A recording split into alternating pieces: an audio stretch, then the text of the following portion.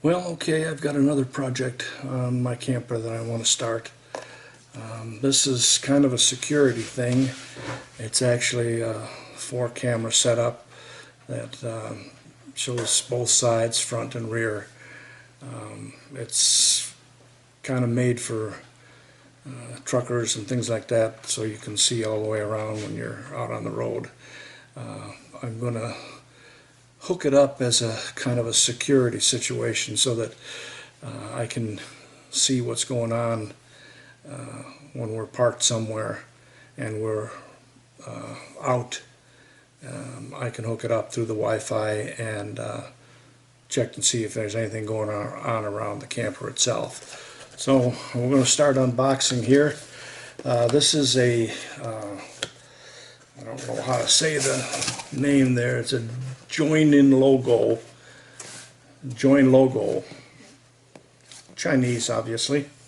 So I'm going to unbox it here, see what we got. First thing we got is some cable. There's two 10-meter cables, which is about 35 feet or so. There's a 15-meter cable, which is about 49 feet. And then there's another cable here. It's a 5-meter cable, which is about, I don't know how much, 15 feet or so. 40 feet of cable hopefully will go from the back of my motorhome to wherever I'm going to mount the unit. The two 10-footers are from each side, and then the other one is from the front. That's the way it's laid out, but of course you can use a cable wherever you want. One of the things I'm going to probably do is put the front camera behind the grill in the front, and if I put the box where I think I'm going to put it, then I'm going to need a longer cable for that, and then use a short cable for the right side camera and the other long cable for the left side camera. I'll go into that as I get going. What it has here is a screen which has mounting arrangements for the back. It's got a little sunshade on it, and it also has a remote control to it. It's a 7-inch screen, and it can be, like I said, mounted a couple of different ways. There's a plastic overlay that pops apart.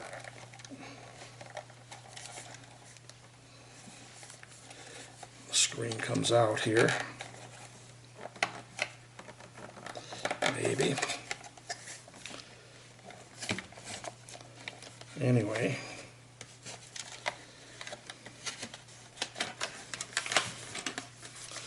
something like that. So screws can mount on the back of this clamp arrangement, and it's pretty nice. Basically, it's got your button for cameras, switching cameras, a menu button, plus and minus, obviously an on-off. Let's see how that thing works. And this here is the cable that goes into the remote unit, which is, there's an audio video out for extra for another camera, and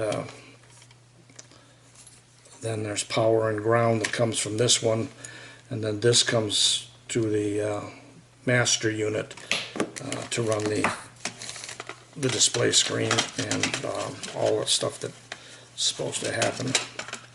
Supposedly you can run this without having the screen, because you can it's got an HDMI output for a regular TV, HDMI in, and it's got audio video out for regular video audio. This is the box here. Nice hefty little box. It has 4 camera inputs. That's for the 4 cameras. You assign the cameras to what they are once you get into the menu. This is the VGA input, which is the one that goes to the screen. This is the input for the battery and accessory in. It's got an HDMI out. It's got controls here for alarm controls. You can program it for different alarms. If you leave the system on, somebody bumps the camera or the camper, and it senses it. It can send out an alarm. You have to obviously do some programming for that. Again, audio video out in the back. It's kind of weird, but they've got a it's out of here. This is a little control that goes in there for different type of alarm outputs, voltage ins, and again I say you can use it if you want to, and don't have to. This is the main power and accessory and ground, which goes into that one there, and that goes to your system. Normally this would go to the car or truck battery system, and this would go to the ignition of the car or truck. I'm going to probably hook it up a little different, where I'll hook this up to the camper battery system, and this to a on-off type switch, so that I can use it when we're inside or outside. I can turn it on and have it run as long as we're plugged into a campsite plug, and should work fine. We've got a little FM antenna for Wi-Fi, plugs into the connector there, and I got one on the other side for GPS input, and you have a little GPS antenna that's also needs to be plugged in. So you got to find places to mount all this stuff depending upon where this is going to end up mounting. It's they may or may not have to be extended, moved, whatever. Worry about that when I get to it. I haven't got an exact situation of where I want to mount this, but it also has a nice little remote control that you can set systems on, swap display screens off that go to the HDMI output, what have you. They also, which is interesting, include a little mouse here, which is a USB type mouse. Stick this mouse into the USB port back here,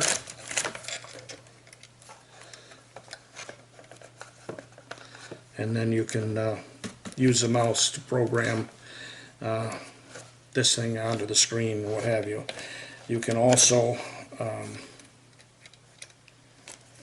once you've got everything programmed, you can put an external DVR, SSD or HD type drive into that, and up to 1 terabyte.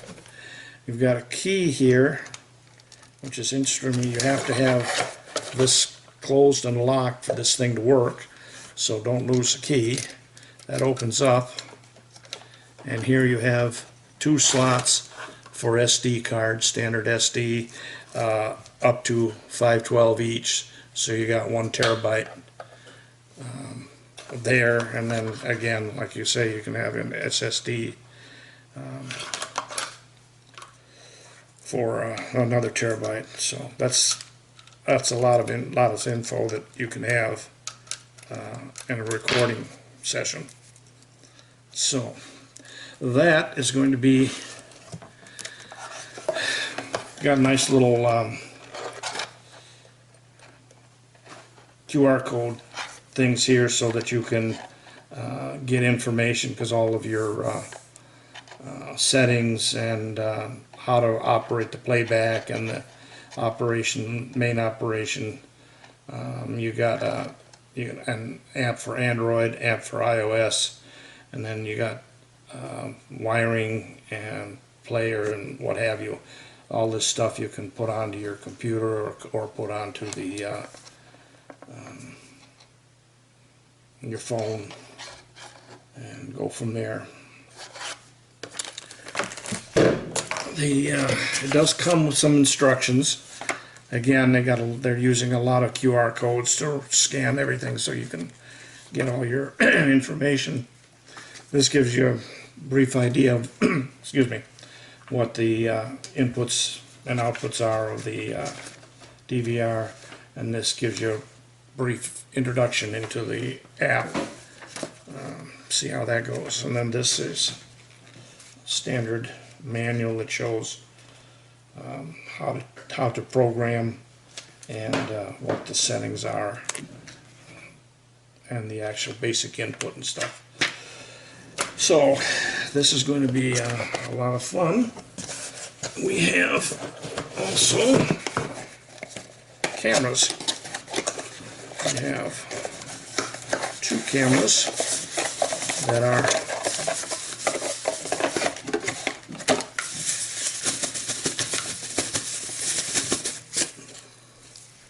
one for the front, one for the rear. On a hinge, you can adjust them, mount the bracket to some metal, some firewall somewhere that you can get access to, and then you can do an adjustment for how you want to aim that particular camera. Put this back in there so it doesn't get lost. Got to put batteries in here too, but we haven't got to that yet. And then we have 2 of that type. Like I said, one for the front, one for the rear. And then that's the other one of that type. And we have 2 of these.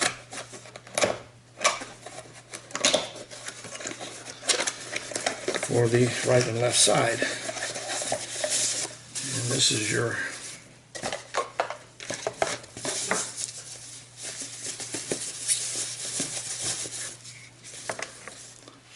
angle camera here. The only thing I'm not too crazy about here is I think you have to take this whole situation off here, here, and here, then mount this plate to the wherever you're planning to mount it.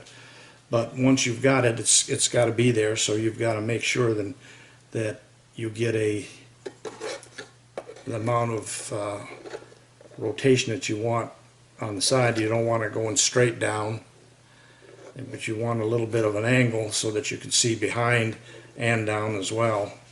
So what I'm probably going to do is once I get to the point of actually having the wire run, having everything ready to go, I'll probably do some way to mount this with tape or something, and then check to see exactly how that's going to angle and where it's going to end up as far as the view goes. Then I can take it apart and get it mounted. So that is the system. I will give you in the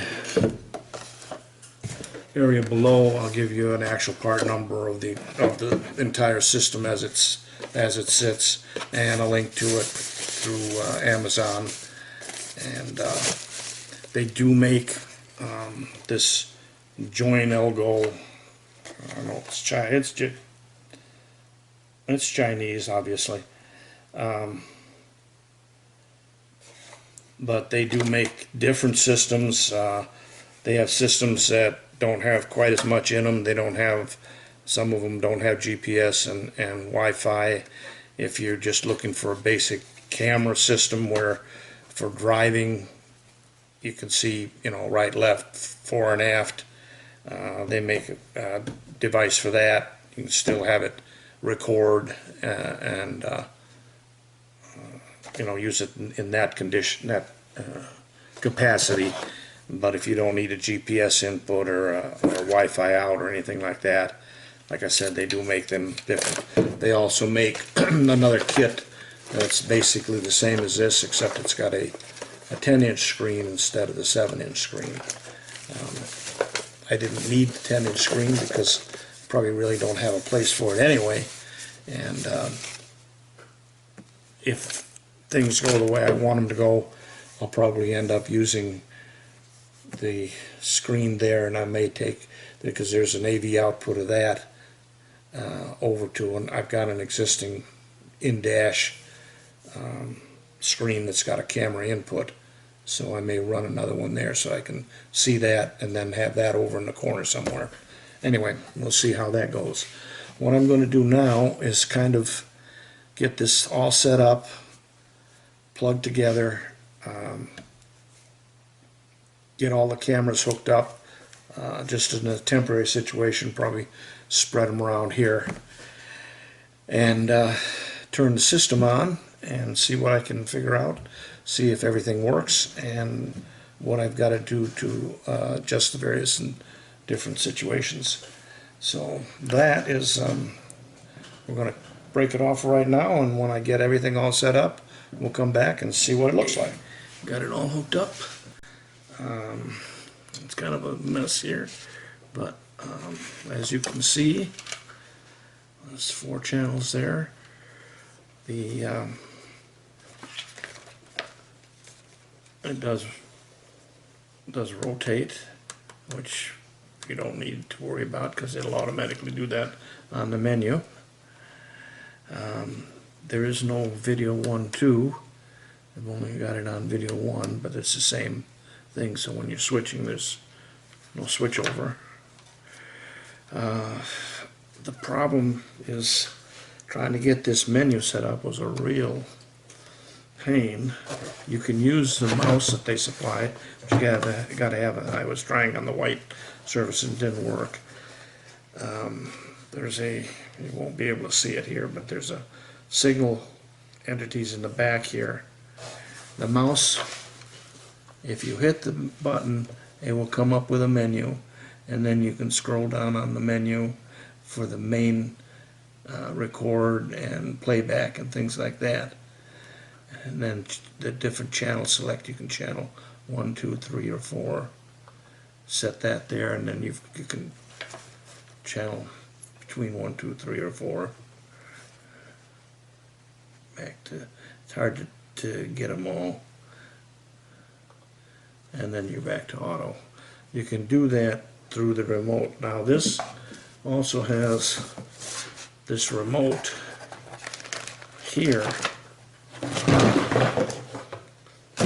Sorry, but the IR for the remote is back here, and it is a real pain to try and get to. You have to go to the admin, and then you scroll down here, and right now there's no password set, so it's blank.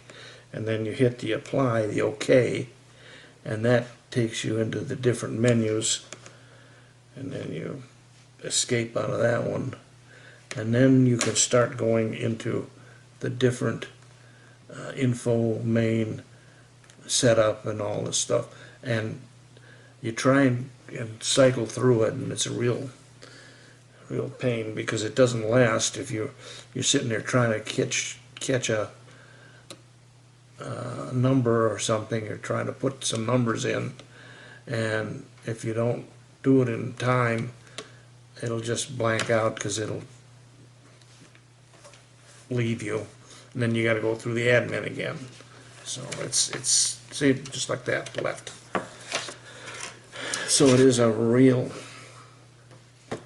pain to the setup. Once you got the setup, hopefully you never have to go through it again. But anyway, all the cameras are working, and looks like it's going to work okay. I've got the GPS hooked up. Obviously, I'm not getting any GPS in there. I did hook up the Wi-Fi, and I was able to scroll and get my Wi-Fi channel to go through here. Another problem that is with this whole situation is these QR codes. This is ridiculous. I don't know where they got this. Anyway, you scroll.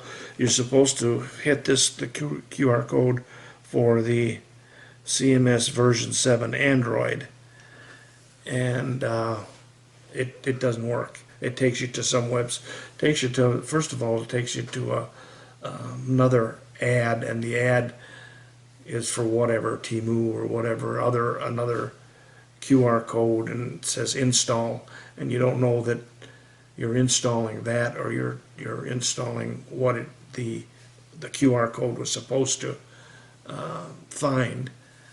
So you try that a couple of times till you can think that you've got the right one. You go to the website and it says not found.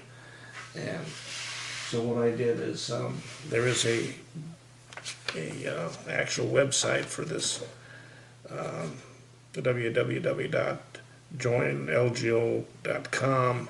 I went to there, and you can get some of the stuff off of there onto your laptop. I still don't know how I'm going to get that app to work on the phone. That's something I've got to figure out yet. I'm going to have to call them or email them and find out. But that'll be more in the setup situation once I actually get everything installed. So that's going to be the next project. Installation is going to be a lot of fun. So I'm going to try and document as much as I can on the installation, how I ran the wires. A lot of the wires, big cable from the back to the front, is actually going to be run in tube along the top of the motorhome, and then flex taped on top of that, and then sealed with Dyco or something like that. Should be able to hold it. I haven't decided yet how I'm going to run the two sides, whether I'm going to actually drill holes in the side of the cab cap or not. It's going to be dependent if I can get into it enough to see what's behind there. The other way I'm going to do it, I know how I'm going to do it for the rear one, is going to run the cable all the way to the front, and then I'm going to make there's a fan in the front. It's a manual fan. We've never used it, and we probably won't use it, but I'm going to come through that area, get a place into the fan shroud, and come through there, then come along the side, and depending upon where I mount the main unit, how we're going to end up doing that. That's going to be the fun. Alright, that's it for now, and we'll get back to it later. Thanks. Okay, this kind of shows you the first stage here. This is the camera for the rear. I mounted on here with a bracket. It's got some adjustment if I want to adjust it up or down. This is my regular backup camera there. What I did is I put it in a tube, a plastic tube for support, and then laid that down, and then put flex tape. Well, I changed the plans in mounting this antenna, or the coax for the rear end camera, and GPS antenna. Originally I thought that I would have to go over there to the vent and poke a hole through there and then come back and around the ceiling. Well, I found out that this piece right here came off. It took the die-core off, and what that is a wind guard antenna is going inside the cabin into the back of the place that I did all the modification for the switches. So what I ended up doing was putting the GPS and the coax for the antenna, or the camera, into tubing here and run it this way. This is the GPS antenna. There used to be a Sirius XM antenna right here on this plate. It was a magnetic antenna and just had a piece of metal on here that they put that on. The Sirius XM antenna and the standard GPS antenna are not identical. They looked about the same, but they are not identical. They've got a little different frequency, and one's passive, and I think one of them is active. But anyway, GPS antenna will work right here real good. I'm going to cover this with the tape and then die-core everything all the way down the line, and I'll have a GPS and the rear camera fixed. Put this back on here, die-core around there like they had it, and well, here it is. I used 4 tubes of die-core on this thing. Sealed that up. That there is my GPS antenna all the way down to the end. It's not pretty, but it'll seal. After this sets, I might have to go through and do another seal if there's any spots that I missed, like inside this type of thing. But I don't think it's going to go anywhere. Once that stuff settles down and hardens, it's all the way to the back, across the ladder, and then down where I showed you before where the rear camera is. And then I had to use a bunch of die-core and flex seal on the spot above the cab. Another one that's not pretty, but will definitely do the job. It's flexible, it's sealed. Now obviously when you're running down the road, the cab and this have a tendency to flex. I can't get away from it. So hopefully that's got enough flex in it to not cause us any problems. And I'm just going to have to check it every month or so, make sure that nothing's broken through, and I'll reseal it a little bit, but that's the only thing I could do. This is how I mounted the camera in front, right there. Cut a couple of these little things here, and this is pretty solid right there. Just mounted that, screws and nuts, and then routed the wire down underneath here, along there, and from there.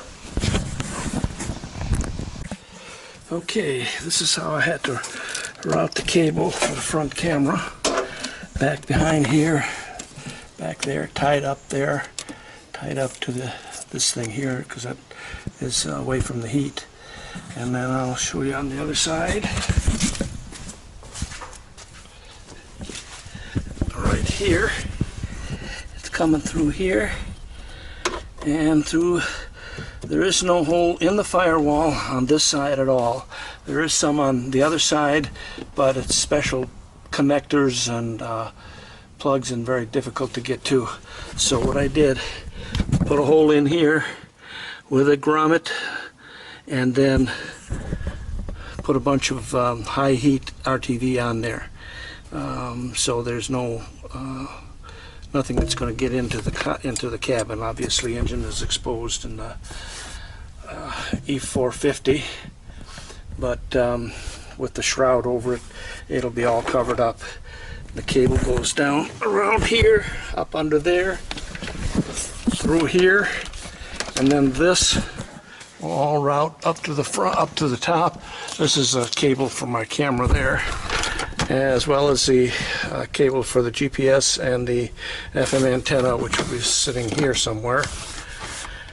Route up there, and if you can see it, there's a hole there that we'll have to go through. I don't know if you can see it or not. It's got to go through there and then back through the hole up there and then into there, and hopefully that'll get me where I want to go. I got enough cable on that. The reason that hole looks so boogered up is because I've got to enlarge it, because the guys that made the camera itself did not see fit to put a disconnect on it. So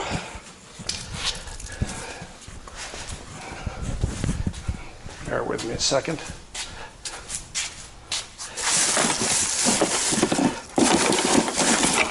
And it's up here. I'm going to cut this out, maybe.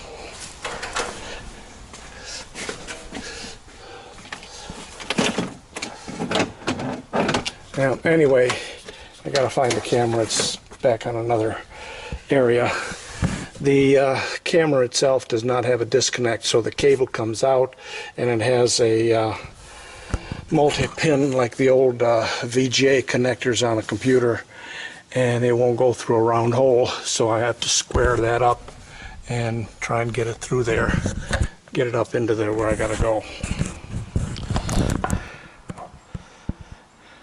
Okay, this is how we mount the side camera. You gotta drill a half-inch hole for the connector to go through, and then they have this bracket here, which has a piece of foam on the bottom, 4 screws. That goes like that, and then the screws to mount here, there, and there.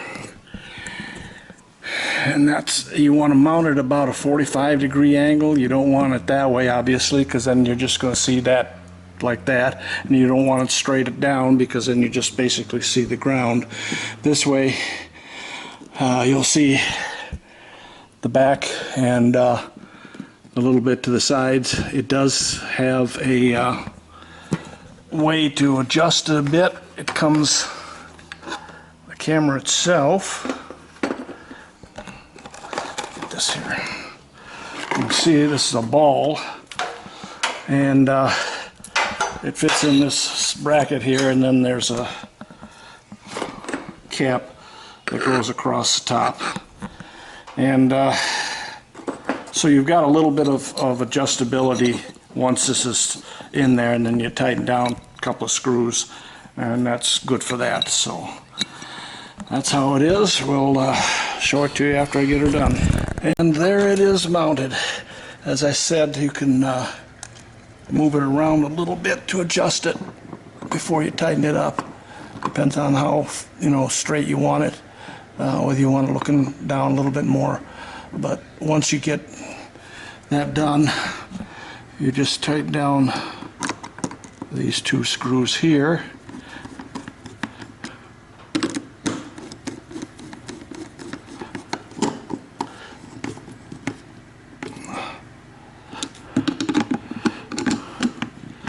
And 1 screw in the back.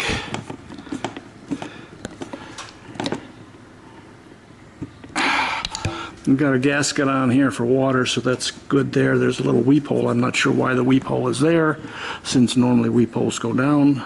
So I'll probably plug that. I'm going to put a little sealer, white sealer around here anyway. So there it is.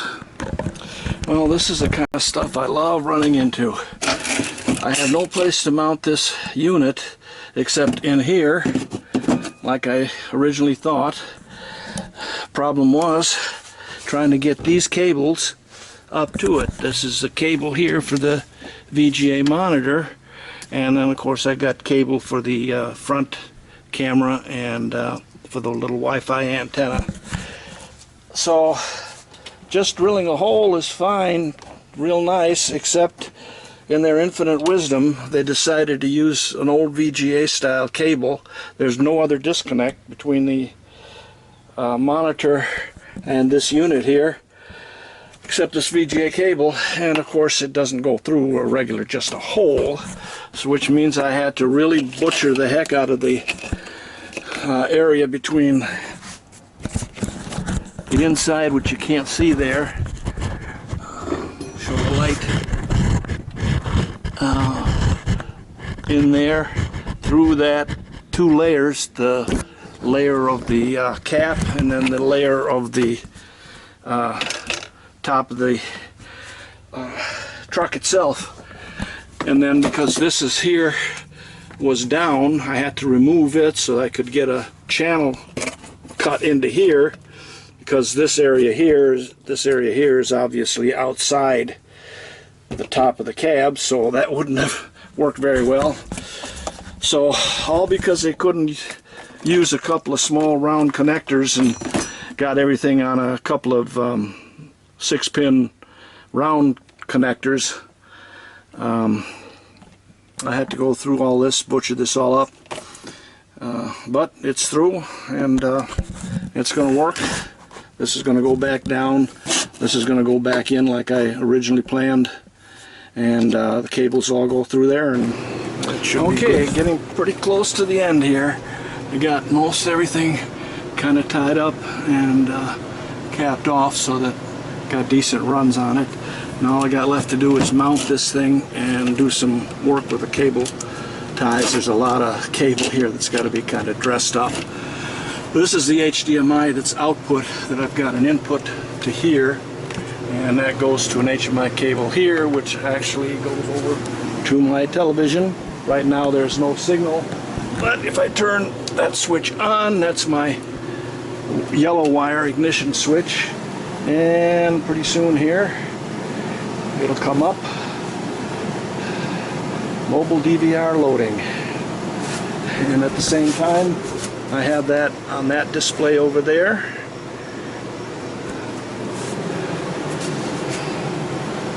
And there's my cameras. And they're not recording yet. We got front, rear, right and left camera and a 4-quadrant, and the same thing over there on that. Got a menu that I can work with.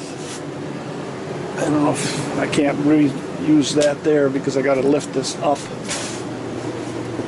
like that to get the IR for the menu.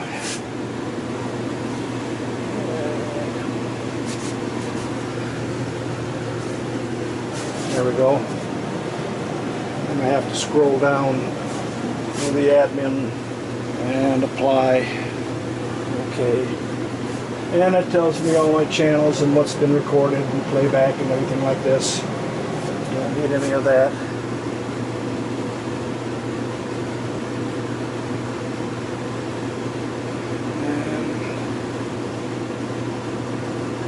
And we'll exit that. This is my setup. I could do all the setup, the displays. I need to set the display up, which I've already done.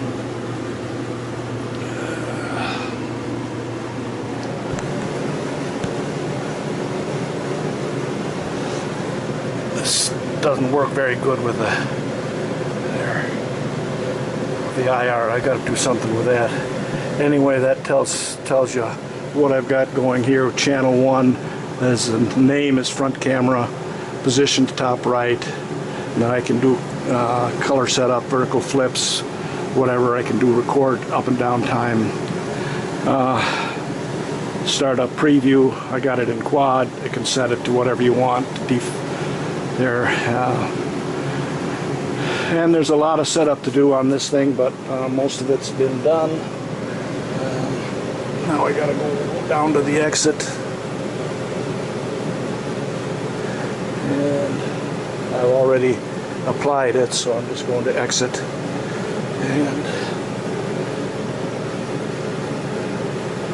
And we'll exit there.